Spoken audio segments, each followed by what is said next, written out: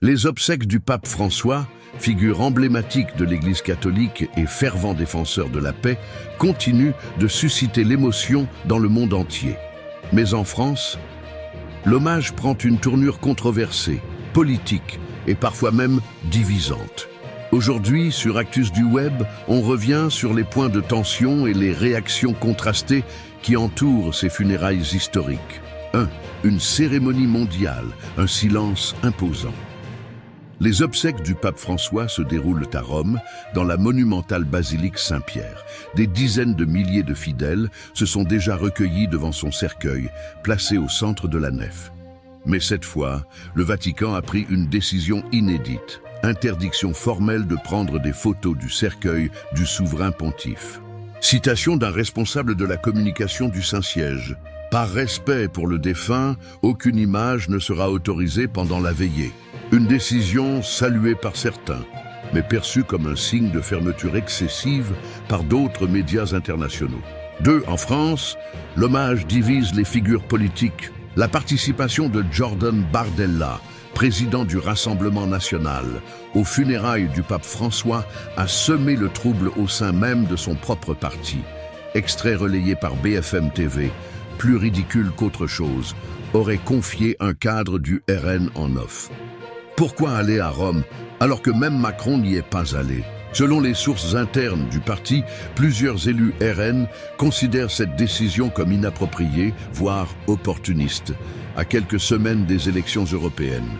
Une image mal perçue, même à droite, où certains y voient une tentative de récupération symbolique, plus qu'un hommage sincère. 3. À Blagnac, un maire refuse de mettre les drapeaux en berne. Autre sujet sensible, à Blagnac, près de Toulouse, le maire Joseph Carles a refusé de mettre les drapeaux de sa ville en berne, contrairement à la demande du gouvernement. Déclaration du maire, relayée par La Dépêche. Je ne mets pas les drapeaux en berne pour une autorité religieuse. Je représente une mairie laïque, une décision qui divise aussi au niveau local. Pour certains citoyens, il s'agit d'un acte cohérent avec la laïcité. Pour d'autres, un manque de respect envers une figure spirituelle mondiale. 4. Une France tiraillée entre laïcité, foi et politique.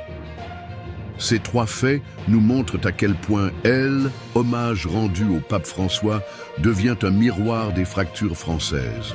Entre respect du religieux, neutralité laïque, stratégie politique et tension sociale, chacun réagit à sa manière. Le débat est vif, parfois passionné, mais révèle surtout la complexité de notre rapport à la foi dans l'espace public. Alors que le monde pleure un leader spirituel, la France, elle, s'interroge sur la manière juste d'honorer sa mémoire. Faut-il rendre hommage dans l'unité ou rester fidèle à une stricte séparation des pouvoirs religieux et politiques? Et vous? Pensez-vous que Jordan Bardella aurait dû se rendre aux obsèques? Le maire de Blagnac a-t-il eu raison de maintenir les drapeaux levés? Dites-nous en commentaire ce que vous en pensez avec respect et nuance. Abonnez-vous à Actus du Web pour suivre l'actualité autrement, claire, documentée, sans excès.